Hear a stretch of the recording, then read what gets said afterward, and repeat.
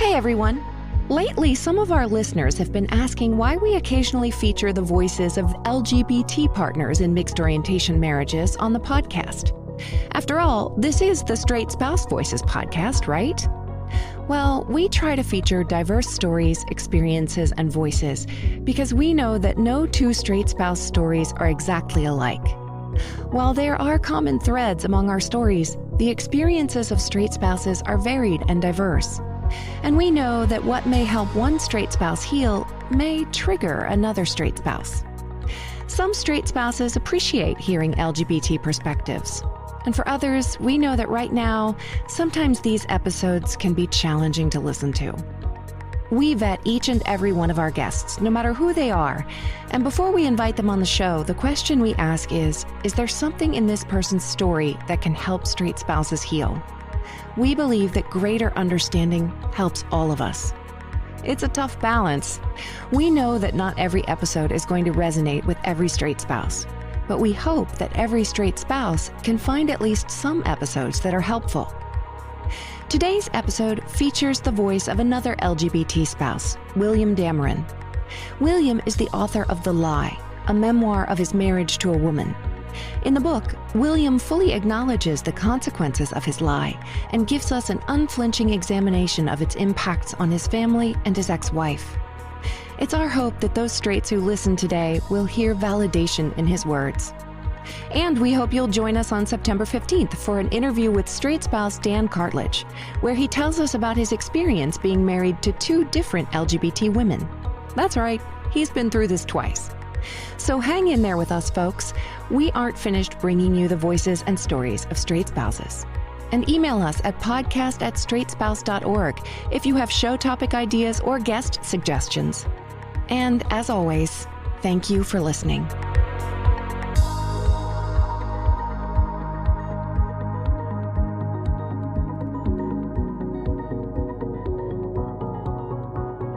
Hello, everyone, and welcome to today's episode of the Straight Spouse Network podcast, Straight Spouse Voices. I'm your host, Kristen Kelbley, and I was a straight spouse. Our guest today is William Dameron. William is the author of The Lie, a memoir of two marriages, catfishing, and coming out. His work has appeared in the New York Times, the Boston Globe, Salon, the Huffington Post, and in the book Fashionably Late, Gay, Bi, and Trans Men Who Came Out Later in Life. William, his husband, and blended family of 5 children split their time between Boston and the coast of southern Maine. Welcome to the podcast, William. It's a pleasure to have you today.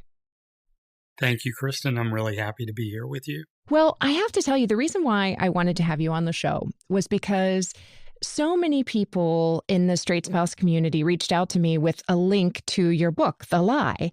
And they said, have you seen this guy? Have you heard about this book? And I said, well, I have now, so let me take a look.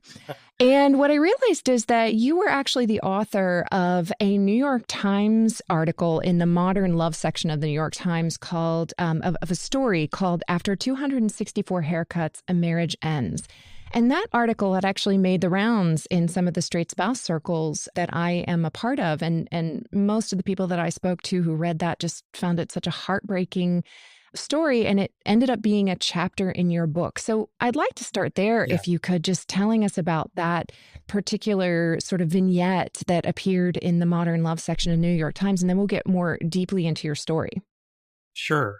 Yeah, that essay was a chapter in my book. Actually, my manuscript was written and I was looking for a way to find an agent to publish my book. And I thought, I'm going to extract what I think is the best writing in the book. What is the heart of the book? And that chapter has to do with letting go and saying goodbye. So for more than 20 years, my ex-wife would cut my hair. And when we were saying our goodbyes, she had moved to Virginia. I knew it was going to be the last time that we sort of were together, staying together in a home together. And I asked her to cut my hair one last time. It was sort of our monthly ritual. It was almost one of our most intimate acts. And as she's cutting my hair, she asked, well, who's going to cut your hair now for you? And I didn't know. So I thought, all right, I'm just going to ask her to shave it all off. And so as she's shaving the layers of my hair off, I'm revealing more about my story, more about my past. So it's a way of letting go, but it was also a way of saying, okay, here I'm laying out everything. I am bearing everything to you. And it was really poignant and really important because I wanted to show the love that was there between my ex-wife and myself and how difficult it really was to say goodbye to that. Right. And so when I carved that out, I sent it to the New York Times. I didn't hear from them for like 12 weeks. And then I got an email that said, okay, the essay we're working on is falling apart, so we need to print one. We need one quickly. And they chose mine. Once that was published, I heard from an agent within a half hour. And wow. Then I began the book journey. Wow. Well, congratulations on the book and the journey and the serendipity of that story. And yeah, I think that was one of the most poignant things about that essay was the heartbreak for both of you that was so palpable. And so we're just letting our listeners know if they haven't read that essay, they can still find it. They can Google the title, After 24 Haircuts, A Marriage Ends, in the New York Times. And also they can read it in your book, The Lie. So let's shift gears and talk about your book. So I have to say, most of the people that we feature on the podcast are the straight spouses or the cisgendered spouses of LGBT people. And so that we have a voice and we can share our stories. But every once in a while, I like to interview somebody who is the LGBT spouse because for some listeners, it gives a perspective that we maybe might not be able to hear from our own spouses. For some, it's a very healing thing. For others, it's kind of a pissing off thing. Yeah, I can understand. It just depends. But I like to be able to feature different versions of our story. And one of the things about your book that was so, I think, palpable to me was the level of accountability and empathy that you had for your wife, Catherine, in the book. I'm going to have you read some sections of the book that I think are going to be healing for our listeners. But first, before we get there, I want to talk about this idea of catfishing, because part of the theme of the book is that your profile, your picture was being used to catfish women and men on the internet by con artists and shysters and things like that. So first, let's talk about what catfishing is. Yeah, so catfishing, and this happened after I had split up with my ex-wife. Catfishing is the process of assuming another identity to trick people into relationships. Right. Typically, it's done over the internet. Yep. Someone will use a fake picture, set up a fake profile. They might do it on a dating website, or they might do it through some other social media channel, and they'll trick this person into a relationship. It turned out for me, I found out that my picture was being used from a woman who had a 4-year online relationship with somebody who was not who he claimed to be. And he used my pictures to catfish her.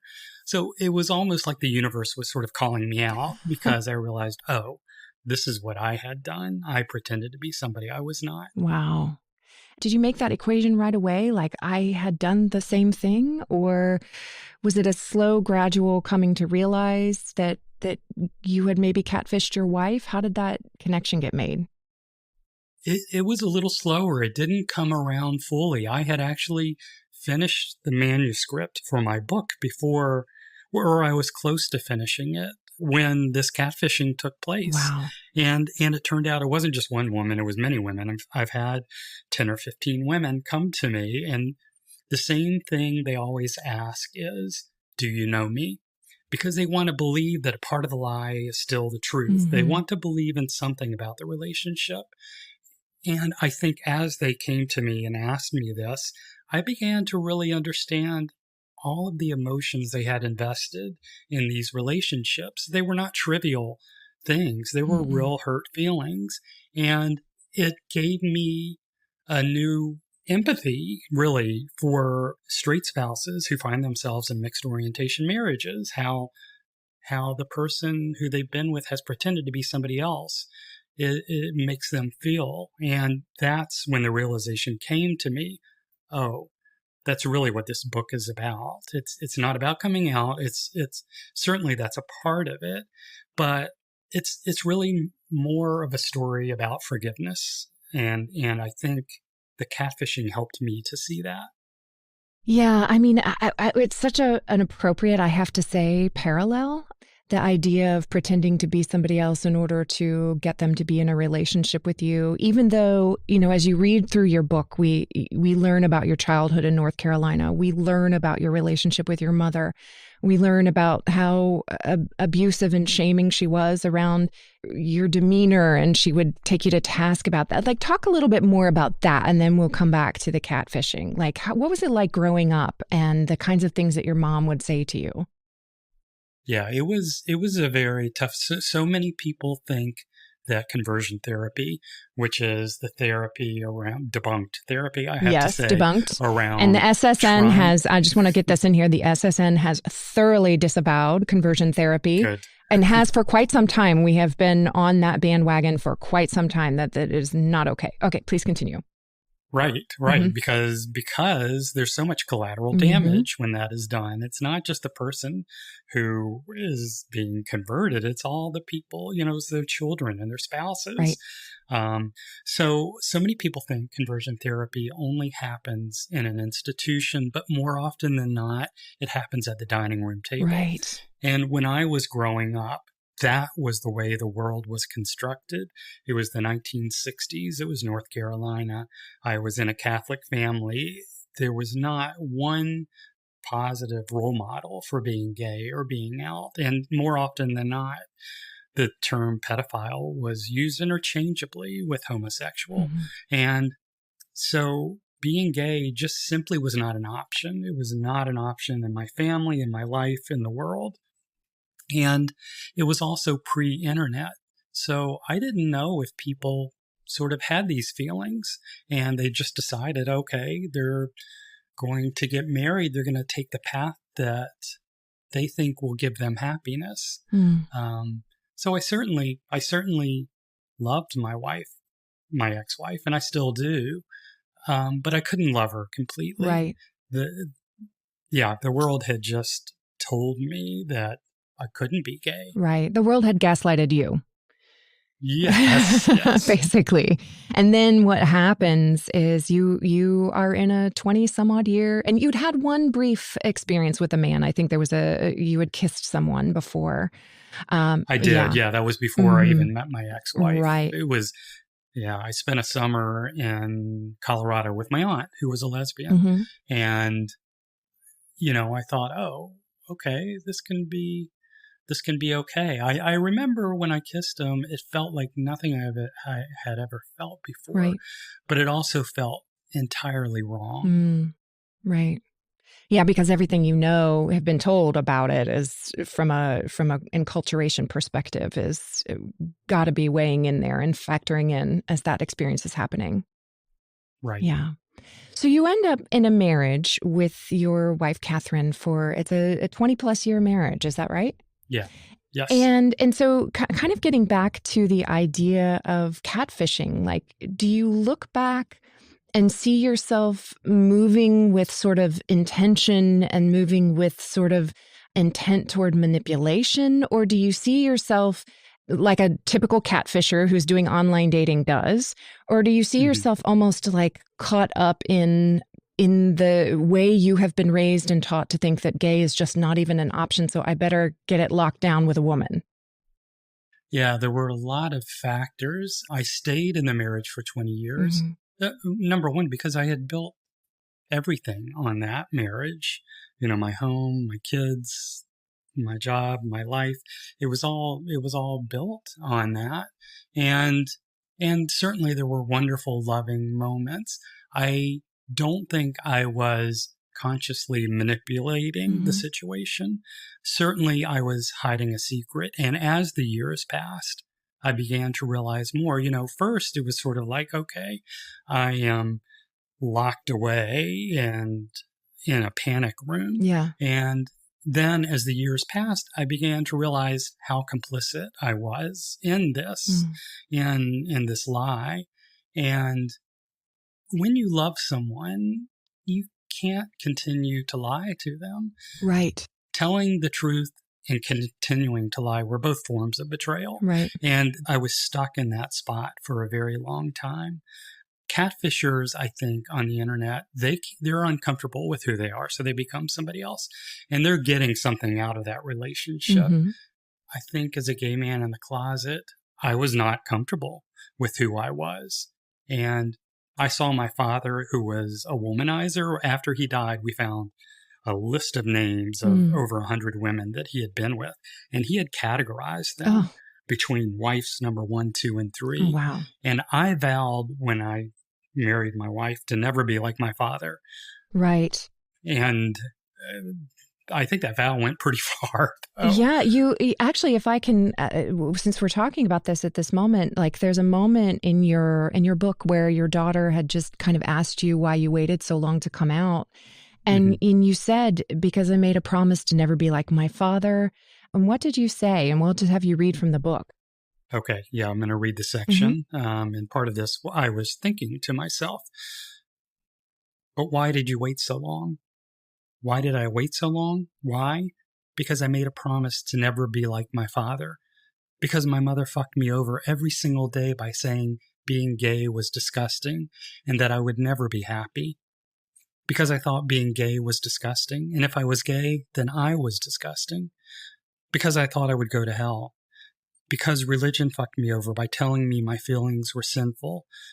Because I was broken. Because I couldn't look at your sweet face and say, sorry, Daddy can't live with you anymore because he wants to have sex with men. Because I thought your mother would kill herself. I lied for so long that I didn't know how to stop. I created an entire world, and how could I stop that from spinning? The question wasn't why I waited so long, but how on earth it was ever possible for me to come out at all. How could I come out and destroy every single thing I had worked for to build in this life? How could I take a sledgehammer and bash the everlasting shit out of everything they and I knew? But this is not what you say to your daughter. Thank you for reading that. You know, I was thinking when you were talking about, and you talked about this in the book, about how you're kind of stuck between this liminal space before coming out, where it's like to continue to lie to your wife is a betrayal of her. And then to tell the truth is another betrayal because it's going to mean the dismantling of the entire life and marriage, et cetera. And, you know, so often I think this calculus, when it gets made, at least with some of the LGBT spouses that I've spoken with, the piece of the calculus that gets lost is what does my wife deserve to know about her own life so that she can make the decisions for herself? Yes. And it's like, you know, I think that's one of the other betrayal of it is that there's a sense of not knowing from the straight spouse perspective what is happening in your own life and knowing the truth that you're living and being able to have all the information so that you can make the best choice for your own life. And that's like the calculus that doesn't often come up in the calculation. It's either like, well, if I tell the truth, we're going to lose everything, you know, and everything will crumble and all of that kind of stuff. So I appreciate the rock in the hard place. And then I always like kind of come back to that piece of around, and the highest truth is that each woman or husband in a marriage to a closeted person has the right to know what kind of marriage they're in. Yeah. I mean, did your wife how did she react when you came out to her and told her? Yeah, so the way that I came out to her, and I have to say, it was my ex-wife who was really the brave one, because it was not me coming to her and saying, I'm gay. We were going on a trip to a Walmart to buy stuff for the kids, and she just tells me to just pull over the car, pull it over. I have to ask you this question now, or I'm afraid I never will. Are you gay? And it was a moment where it seems like it lasted for years. How am I going to answer this? What am I going to say? And I realized I really owed her the truth. I owed her everything. And so I came up with the most honest answer, which was, I don't want to be. Mm-hmm. And that was like a sledgehammer that sort of destroyed everything in that one moment. Mm-hmm. You know, she understood I didn't want to be, but she understood that I was. Mm-hmm. And it really affected her. You know, she said, oh my God, you know, because then you have the truth right there. And what do you do with it? Right. So it was a very, very tough moment. Mm, right. But I commend you for actually saying the truth, because many of us don't get the truth in that initial confrontation. Many of us get a continued denial or another lie on top of it. And so I commend that there was an effort to, that impulse that you owed her the truth was there. We're going to take a quick break. And then after we come back, I want to read some more sections from your book, William, because you talk about, I think, almost in more depth than anybody else's book who I've read, who's the LGBT spouse, what it was like to, you know, basically see your wife kind of wither under the sort of daily grind of the gaslighting, et cetera. And there's a couple sections from your book I want to get into. But we're going to take a quick break and we'll be right back with more William Dameron.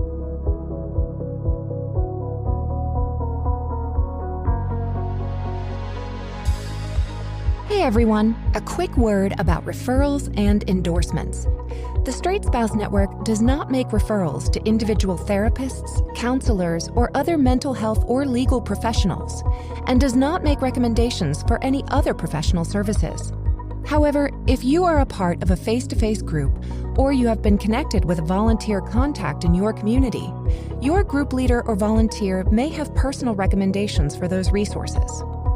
Also, the Straight Spouse Network does not recommend, represent, or endorse any particular product, publication, service, or individual, including those featured on the Straight Spouse Voices podcast. That being said, sometimes our guests on the podcast have written a book or created a website or teach a class or workshop geared toward the straight spouse experience. While the Straight Spouse Network does not endorse any of these products, services, or people, we interview these guests because they have compelling stories to tell or expertise to share. And we feel it's important for our listeners to know that resources are out here for you, and for you to make your own decisions about whether or not you want to buy that book or visit that website or participate in a workshop if it resonates with you.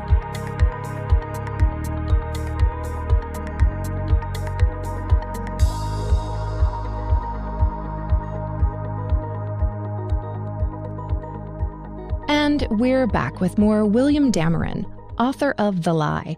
And William, I have to say, as the wife of a formerly closeted gay man who experienced a lot of gaslighting around the bedroom and what was profoundly not happening in it, I read some of your sections around, you know, your wife and how, you know, you navigated that, sex being a semi-annual event for a long time. And I've also heard the stories of other women and husbands as well, you know, lamenting that there's this lack of intimacy that they can't put their fingers on or can't navigate and can't quite figure out why. And so I wanted to have you read, because I think you did such a beautiful job, and I'm actually really grateful for how you wrote this, a beautiful job of really laying out how this happened with your wife. And so there's a section of your book, I think it's section 1 that we were talking about. If you wouldn't mind reading that for us.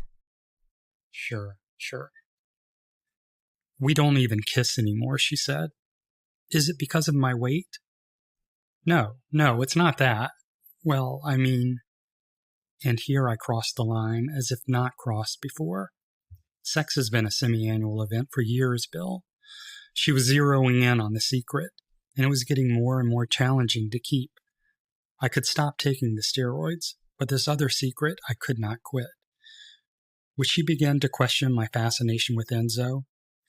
It was as if there was a hum, a whispering, like a pattern you pick up in the static from the TV when the network is off the air. Do you hear that? Hear what? No, I don't hear anything at all. There must be something wrong with you. You should have your ears checked. And then I said it. I mean, you could probably stand to lose a few pounds. She went slack-jawed, as if my words had slapped her. And they did. I threw a punch filled with my self-hatred directly at her. I tried to recover. I began to list all the reasons for my distance. Work is so busy. I'm still trying to fit in here. I'm worried about how the girls are doing in school. I made a mental calendar entry to have sex with her. Not that night, as that would have been too suspect, but a night in the near future. I would need to find some inspiration, a mental image to hold on to, check out my favorite porn sites, and then purchase some wine on the way home, take out the trash, pick up some milk, mow the yard, have sex with the wife. It was always on the bottom of the list. How will I ever be able to trust another man? And how will the girls ever be able to develop a relationship without wondering what secrets he is keeping from them? You told me that we didn't make love anymore because of my weight. You made me hate myself, Bill. You fucking ruined me. The words flew at me with the same velocity as the book, and it pierced its target straight through the heart. I hated myself, not so much for lying about being gay, but for causing Catherine to question her value and her beauty. I stole a piece of her, and then I thought about my daughters and wondered how I might have broken them too. Would they ever trust a man, or would there always be a part of them that questioned his love for them? Thank you for writing and reading that, because you just encapsulated, I think, in my opinion, from the LGBT spouse's side of the equation with such empathy what the straight spouse is often experiencing. And I've heard this so often. Oh my goodness, like how many wives are told that they are too fat and need to lose weight, or that they're nymphomaniacs and they want sex too much. Like the shame is outsourced onto the wife, and not just, and sometimes the husband too, if it's a closeted lesbian. The husbands are often told like that their sexuality is predatory or rapey or invasive or pressuring. And, you know, especially in today's Me Too culture where, you know, men of conscience are very concerned about not being considered predatory or invasive in their sexuality. These things work in concert with the sort of tropes that are out there in the culture right now, the misogynistic trope of women being too fat, and the men shaming trope of men being predatory, having predatory sexualities. So like these things kind of working together and curdle. And I think really, you know, there's a lot of harm that comes from this. And so it sounds like your wife, you know, really, she was able to articulate that to you. Yes. Yeah. And I saw it too. You know, I could see that what my gaslighting was doing to her, it was making her question her value and her beauty. And that's why it was so important when I finally saw that, when I realized the collateral damage that was happening, that I needed to come clean. I needed to reveal my truth. And I really needed to do that in this book, because this book is not just for people coming out of the closet. It's for the entire family, so they can be seen and they can be heard. Right. It's very important that they not feel alone. And part of writing this book is making amends, because I don't want other people to go through this. Yeah, you had a beautiful segment where you wrote something about like, hopefully we'll be the last generation to be in, I think the quote is, "We are not the first generation of queer people who have found ourselves trapped in a straight marriage, but please God, let us be the last." Yes. I really do hope a lot of LGBT spouses, as well as straight spouses, read your book, because there were some healing moments in there for me. There was a moment where you actually said Catherine deserved better. And I cried when I read that, because, you know, I experienced myself as every straight spouse, as Catherine in that moment, saying I deserved better. And the straight spouses who are listening, I think hopefully will find some healing in that, knowing that here is one of the LGBT partners validating that we deserved better, because we don't hear that a lot. You know, we hear that were kind of pathetic and, we kind of got duped and how did we not know? And I think Catherine heard that from a therapist too. Well, wasn't there a little part of you that always kind of knew? Yeah. Yeah. Yeah. Yeah. It was really, And also, what was I modeling for my daughters? Yeah. I want them to be able to trust a man. I want them to be in a relationship where somebody can love them completely. Right. So it was really important for me to put that message in this book. And it was the New York Times actually reviewed the book, and that quote you just read about, please God, let us be the last. That was how they ended the review. So I think there's so much stigma and shame wrapped around everyone who comes out of these marriages. Yes. It was really important for me to write the words so that we can get rid of that and move on. And I have heard from a lot of gay men and women and straight women and straight men who have written to me saying they've read the book and they've seen themselves in the way that they pretend to be somebody else. So right. I think the world is reading this, and I think it's important. It's incredibly important. And that is part of the mission of the SSN. I always feel like I kind of have to get this in here, is that so the more acceptance we can have for the LGBT community, the fewer reasons for people to feel like they need to be in these marriages, because we're free to be who we are from the very beginning. And there's no need to hide, because there's nothing inherently shameful in our myriad sexualities and who we love and how we love. So I share the mission and intention with you, and being able to talk about your book and have more people hopefully pick it up and read it. We're going to take another quick break, but when we come back, I want to talk about your daughters, because you brought them up. And we had J.L. King on earlier in the season, and one of the things that he said was the same thing. Is like, I was imagining some guy doing to my daughter exactly what I was doing to her mother. And that was what made me want to come out. After we come back from a break, I want to talk about how your daughters reacted at the time and then how the relationship is now. So we'll be right back in just a moment with more William Dameron. Hey, everyone. We want to give a special shout out to our donor, Jennifer Brooks, for her generous contribution to the Straight Spouse Network Voices podcast. I didn't sacrifice much to come up with a donation, Jennifer said. Just a few pedicures and bottles of wine. And giving to Voices makes me feel much better than either of those indulgences. Jennifer's donation also saved her 93 tubs of ice cream, or 37 pounds of chocolate, or 153 fancy coffees.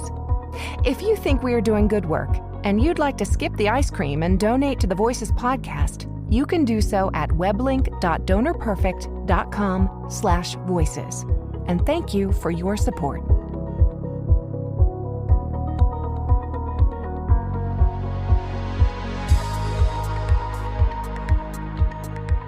Okay, William, so we were just talking before the break about your daughters. And so I read the scene in the book about how you came out to your daughters, and one of them said, well, that explains things. Did you ever find out what she meant by that? You know, it's so funny. I brought that up. I was at a book reading, and somebody asked about that scene where I came out to my daughters, and I brought up that line again. The funny thing is, I have not asked her about it, and we have a great relationship, and she's read the book. Right. So I feel like she knew that I was not like the other dads. I was different in a way, and it was just sort of okay, now that explains it. Right. Yeah, I mean, well, I had the same response when I learned that my ex-husband was gay. I was like, that explains just about everything. Now, how did they react? Because for a time, I mean, they experienced some anger too. Oh, yeah. There were a lot of emotions. When I came out to them, it seemed they were less angry or shocked about me being gay. They were more upset that our family was going to split apart. They were more upset that they were going to have to move. It was all of the things that were going to affect them, you know, and their lives, and how things were going to change. And divorce is hard. It's hard on everyone, and especially 14 and 16-year-old kids. So they were really upset about that. And things seemed to be okay when we were together, but after the divorce, my ex-wife moved back to Virginia to be close to her support system, and the kids went with her. And that distance and the divorce, it was really hard to navigate. Yeah. It was tough to see my kids. It was a long trip. And when I did, it was like we were trying to figure out who we were again, because they saw me as a different person. And my youngest daughter, Claire, started calling me Bill instead of Dad. Right. And that was another essay that I had published in the New York Times. I sort of went along with it because I was like, okay, she's 14. She's just trying to get through this. This is tough. And so I'm going to let her do it, until my mother said, no, that's disrespectful. And she made me see it in a different light. So what I realized was I needed to force her to call me Dad so that she knew she still had one. They still needed structure. They craved structure, and their life was up in the air. Right. So I had to show up again. I needed to let them be angry because they certainly deserved to be angry. But then I had to show up and be Dad again. Right, right. I think that's so important. I love that you said that. I had to let them be angry because they deserved to be angry.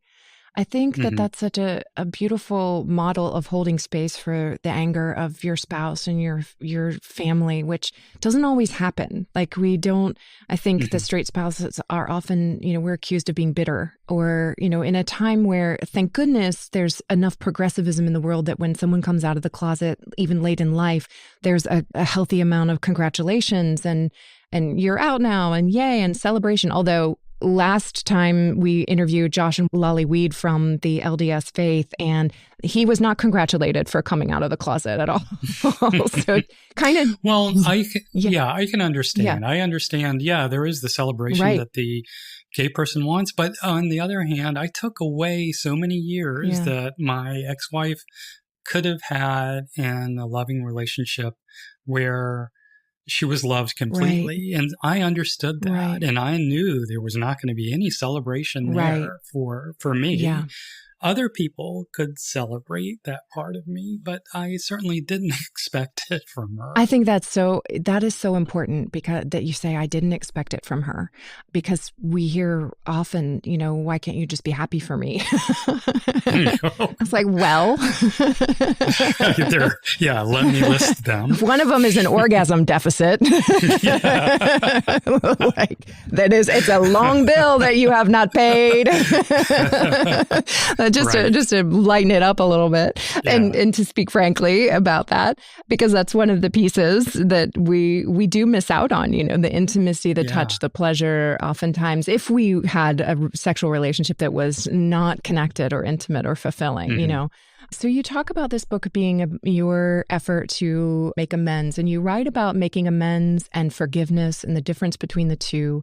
And you and I had talked before this interview about that you'd written a whole chapter on forgiveness for your wife. So I want to talk about amends and forgiveness and where you are with your wife today, how your relationship is. Sure. Our relationship is in a very good place. I had a conversation with her. It was about a half-hour conversation with her a couple of months ago, and we were just talking about the kids catching up. She's in a relationship with another man that she's engaged to, who is not gay and loves her very much. The crowd cheers. If we have the crowd cheer, the sound effect. She's in a wonderful place. Oh, that's great. With that. And she actually said, would you and Paul, who is my husband, come to our wedding? Which did surprise me very much. And the first thing I thought was, well, this is your new husband's day. I don't think he wants your old husband there. But I think that said something about the place that we're in. It's in a much better place. Right.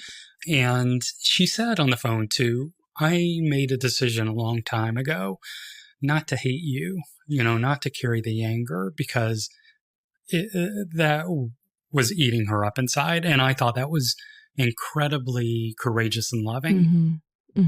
So it is in a great place. Oh, I'm so glad to hear that, because it doesn't always turn out that way. And it's not always possible for it to turn out that way. Tell us what you wrote about the difference between forgiveness and making amends. Yeah, the chapter was on forgiveness, and it's towards the end. And it was me discovering exactly what forgiveness is and what saying I'm sorry is, because they're totally different things. Saying you're sorry really is just sort of saying, I'm listening. That's all you can say. Right. You just by saying you're sorry does not beget forgiveness. Forgiveness is the work that the person who's been harmed, it's like a maze that they have to go through in order to get to a healthier place. And it's the work of one person. One person's got to work through granting forgiveness to somebody who has hurt them. Right. And there's nothing that I can do. I can certainly try to make amends. I can say I'm sorry. I can say I'm listening. I can be a better person. That's all I can do. But forgiveness is something for that other person to have to try and work through. Right. And for me, making amends, I can't give my ex-wife those years back. That would be a true making amends if I could get into a time capsule and go back. But I can't do that. And I wouldn't want to do that because I don't want to change. I mean, we have our daughters. Right. We had wonderful years. Right. So I can't do that. But making amends for me is telling this story, writing this book, trying to prevent this from happening to other people, being as open and honest as I possibly can about my story and letting my ex-wife know that I hear her and I could see the things that I did to her. Right. I think you described the difference between making amends and forgiveness, that the forgiveness is not your work, the amends is your work, and that you translate making amends to I'm listening is really beautiful. I've never heard that before. And I think, oh my gosh, the healing that could take place if straight spouses heard that, oh my gosh, it would save so much unnecessary suffering. But also talk about the gaslighting, because that is one of the ones that is so slippery. We have, I think, such a difficult time sometimes saying that gaslighting is actually intentional or no, it is psychological abuse. And it does make someone doubt their reality. It makes them doubt their sanity. It makes them doubt their trust in themselves. It makes them doubt their trust in their world and the people around them. Right. And so I was just wondering, because you described it so well in the earlier quote we read when you were talking about, do you hear a noise coming from the TV? What? No, I don't hear that. You need to get your ears checked. I think that, to me, that explained in a sort of visual, auditory way what was happening. My ex-wife would always sort of ask, and she went through a period where she would ask over and over again, is everything okay? Yes, everything is fine. She would say this over and over again. And by me saying everything is fine, I was lying to her. And I was the whole time. And love is something that is so basic and needed. And when you begin to make somebody doubt that, it can make you just sort of go insane. Yeah. Because that's such a basic need. And to know that you're heard and that the things that you think are wrong, if you're being told no, that's all you begin to question yourself. And that's what happens in so many mixed orientation marriages. Yep. It's not having sex. It's not kissing. It's not touching. Right. There is something that scientists have labeled as skin hunger. Yes. When you don't get that touch that you need, it's an actual thing that's called skin hunger that can make you go a little insane. And it's a basic biological human need. And when it's not coming from or with the person that you think it's supposed to, and there's no kind of reasonable information as to why, it's even more, I think, deeply harmful and confusing. And so I just was really very gratified to hear you write about it in this way and basically call it like it is on yourself. And you say really, well, I think, go ahead. Yeah, that was really important for me to do that because I had to come clean and tell everything, or else nobody was really going to believe my story. You have to sort of poke the holes in your own story in order to gain the reader's trust. Right. I had to portray myself as a villain because I was a villain at times. Nobody is a complete villain. Nobody's a complete hero. And that was really important.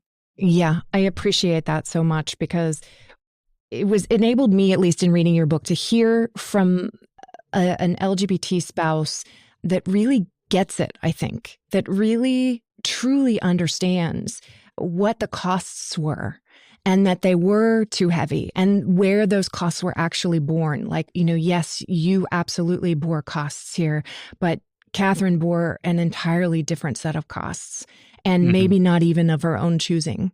And yeah. Right. She was unaware of where it was coming from. I knew where it was coming. I had the knowledge. She didn't. Right. Oh, my goodness. Well, William, we're close to our time. I just wanted to kind of open it up and see if there was anything else that you wanted to share about your story and with straight spouses, because, we've got a good audience for our podcast, and just to speak to them directly. Sure. I think one of the biggest things that Catherine and I did decide was we were going to present a unified front to our children, right? Because the children are going through such a difficult time when this happens.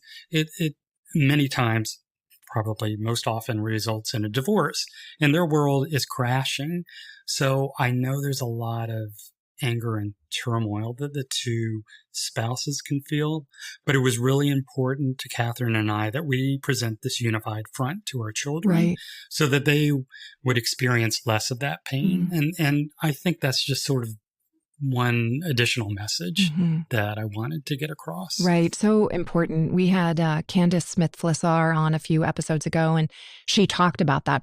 How they came across to their children was going to be an impacting and defining moment of their children's lives. And so at least that part they were going to commit to navigating together if they at all possibly could. So I think if it's possible to do that, it's such a good point that you make. Well, William, thank you so much for coming on our show today. We have had a pleasure having you, and I've loved talking to you. Thank you, Kristen. I honestly really do appreciate doing this. I think it is important for me. I really wanted to try and share the viewpoint of everybody in the book. And as I said, it is a way for me of making amends. So I really appreciate you having me on. Well, thank you. And thank you for allowing us to really sort of explore, there were so many aspects to your story, the steroid use, and then also your relationship with Paul and your daughters, et cetera, and your mother. There were so many aspects to your story, and we really focused on sort of the relationship with you and your wife because we're the Straight Spouse Podcast. Well, that's the important one for your show. For my show, we really had to hone in on that. And, I know I was pulling quotes, and I was like, oh gosh, poor man's going to think I'm pulling the villain quotes. But you know what's so funny, Kristen, that quote? Yeah. The one in italics? That one has been pulled by almost every podcaster I've talked to. Okay. So it really says something. Yeah, it really does say something. And I wanted to make sure that the sections of the book that we talked about were the ones that I knew were going to resonate the most with the straight spouses out there, and especially the ones who are dealing with the sexual rejection piece and who are dealing with the deprivation of intimacy. And so, like I said, I cried when you had said, Catherine deserved better. And I know that if I had that sort of healing response to reading your words, that I was hoping that it would be healing for other straight spouses just to know that there's an LGBT spouse out there who gets it. And many do. You're not the only one. I don't want to paint all LGBT spouses with one particular broad brush, but many of the spouses, I think, that have the hardest time healing and the hardest time with the forgiveness piece are the spouses who never heard "I'm listening," and where the deflection continued even after the divorce, and the deflection continued, and the dismissal and the gaslighting continued beyond, and they're left alone to recover. And so those are the spouses that I really wanted to reach with your story, because it might be healing for them to hear. Good. Yeah, I hope it does help them. I hope that they can read it and see something in it. I know a lot of LGBT people come out and say, well, yeah, but look at what the world did to me. Right. And they're like, yeah, I understand that, but you also have to help the person you hurt. Right. Hurt people, but that doesn't give you a right to be a monster. Well, it's such a good point. You write in your book, how do we come to terms with the damage we do when there's a gun to our head? And I think that's the point that I think straight spouses are often kind of feel like we're screaming in the void to make, is that we are collateral damage. We are victims of homophobia too. Yeah. And that our hurt and pain is incredibly valid. And it isn't just a regular divorce. It's not a regular marriage. That there are issues attendant upon a mixed orientation marriage that are very difficult. And so kind of helping people understand that is one of our missions and goals here at the SSN and with the Voices podcast. So again, I'm glad you were here to share your story. I've loved talking to you about your book and hearing about it going out into the world and its success. And I know we'll get people asking, well, would William's wife come on the show? They will all go, well, let's hear from her. I'm not certain if she would. It's a standing invitation. Okay. I will certainly tell her. But we know your book is out and it can be purchased on Amazon. And if anyone is interested in more information about you, they can go to your website, which is William Dameron. That's DAMERON.com. Is that correct? That's right. Okay, great. Well, thank you again for joining us on our podcast today. Thanks to our listeners for tuning in today. Don't forget to tell a friend about us so that we can keep growing. Don't forget to subscribe to our podcast. You can find us on iTunes, Spotify, iHeartRadio, and wherever you get your podcasts. And be sure and leave us a review and tell your friends and family about us. This is just a friendly reminder that the views of your host, yours truly, are not necessarily the views of the Straight Spouse Network or its board of directors. And I'd like to thank my engineer, editor, and co-producer, Brian Pickrell, for always making us sound so professional and for doing such great work. This is your host, Kristen, reminding you until next time, keep using your voice.